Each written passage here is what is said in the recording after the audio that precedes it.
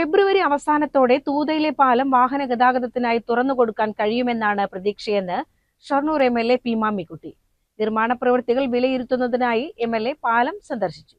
ഉദ്ഘാടനം ചെയ്യേണ്ട ഡേറ്റിനെ സംബന്ധിച്ച് ധാരണ ആവണമെങ്കിൽ ഇപ്പൊ നമ്മൾ ഈ പുഴ ഉള്ളിലാണല്ലോ നിൽക്കുന്നത്. അതിന്റെ ബ്രിഡ്ജിന്റെ നിർമ്മാണ പ്രവർത്തനം ആരംഭിച്ചു തന്നെ കഴിഞ്ഞ കൊല്ലം തന്നെ ആരംഭിച്ചിരിക്കുന്നു. അതിന്റെ ലാബിന്റെ ഒരു സ്പാനിന്റെ വർക്ക് പൂർത്തിയാവുന്നതിന് മുമ്പ് വെള്ളം വന്നു.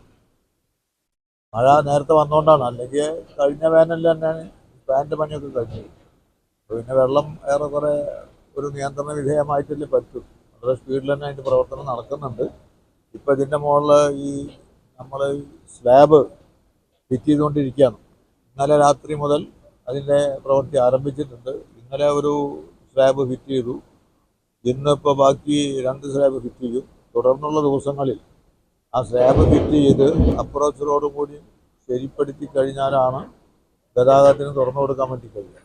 യുദ്ധകാലാടിസ്ഥാനത്തിൽ അതിന്റെ നിർമ്മാണ പ്രവർത്തനം ഇപ്പോൾ നടത്തുന്നുണ്ട്. തൂണുകളുടെ നിർമ്മാണം പൂർത്തിയായതോടെ തൂത പുതിയ പാലത്തിൽ ഗർഡറുകൾ സ്ഥാപിച്ചു തുടങ്ങിയ സാഹചര്യത്തിലാണ് MLA നിർമ്മാണ പ്രവൃത്തികൾ വിലയിരുത്തുന്നതിനായി പാലം സന്ദർശിച്ചത്.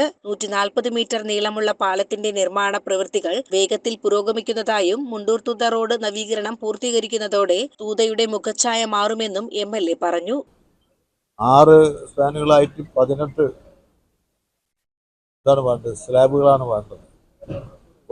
ഇതിൻ്റെ ഉള്ളിൽ 3 സ്ലാബുകളാണ് ഫിറ്റ് ചെയ്യുന്നത്. അപ്പോൾ 18 സ്ലാബുകൾ ഫിറ്റ് ചെയ്യണം. അപ്പോൾ അതിനുള്ള ഒരു താമസം വരും. വളരെ ശ്രദ്ധിച്ചുകൊണ്ടും അതുപോലെ തന്നെ ജാഗ്രതയോട് കൂടി നിർവഹിക്കുന്ന ജോലിയാണ്.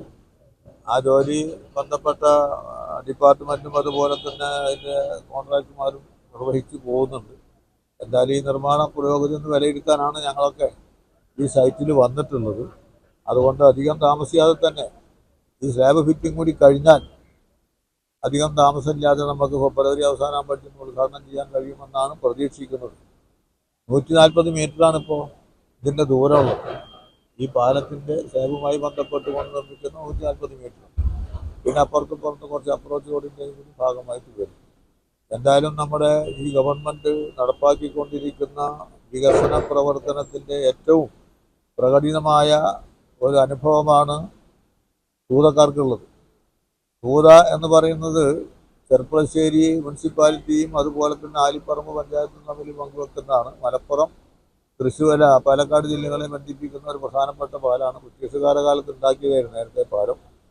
അത് കാലഹരണപ്പെട്ടു പോകുന്നതിന് മുമ്പ് തന്നെ ഈ പാലം പുനർനിർമ്മിക്കാനുള്ള ശ്രമങ്ങളും മുണ്ടൂരിൽ നിന്ന് തൂത വരെ ഒരു ഹൈവേ രൂപത്തിൽ റോഡ് നിർമ്മിക്കുന്നതിന് വേണ്ടിയാണ് തീരുമാനിച്ചത്.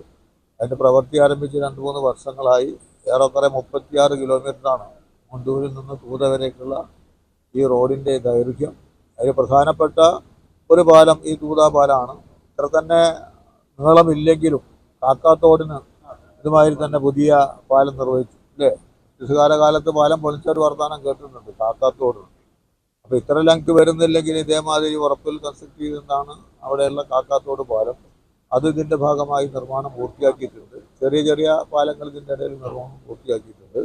അപ്പോൾ ആ നിലയിൽ നമ്മുടെ ഈ ജില്ലയിൽ തന്നെ മലപ്പുറം, പാലക്കാട് ജില്ലകളിൽ പ്രധാനപ്പെട്ടവരെ ബന്ധിപ്പിക്കുന്ന അതിപ്രധാനമായിട്ടുള്ള ഈ റോഡ് ഇനി ഒരു 100 കൊല്ലക്കാലത്തേക്ക് ജനങ്ങൾക്ക് ഉപയോഗപ്പെടുത്താൻ കഴിയുന്ന രൂപത്തിൽ ബലപ്പെടുത്തുകയും ഗതാഗത യോഗ്യമാക്കുകയും ചെയ്യുന്ന നിർവഹണ പ്രവർത്തനം കേരള സംസ്ഥാനത്ത് ഗവൺമെൻറ്, PWD ഡിപ്പാർട്ട്മെൻറ്റ്, അതുപോലെ തന്നെ ഇത് RKയിലാണ്, റീബിൽഡ് കേരള ഇനിഷ്യേറ്റീവ് പദ്ധതിയിലാണ് ഇതിന് ഫണ്ട് നീക്കിവെച്ചത്. നഗരസഭാ അധ്യക്ഷ KT ജംസിയ, ഉപാധ്യക്ഷൻ CJ കൃഷ്ണൻ, മുൻ നഗരസഭാ chairman P Ramachandran, CPM area secretary K Nandakumar എന്നിവരും MLAയോടൊപ്പം ഉണ്ടായിരുന്നു. CCN ചെർപ്പുളശ്ശേരി.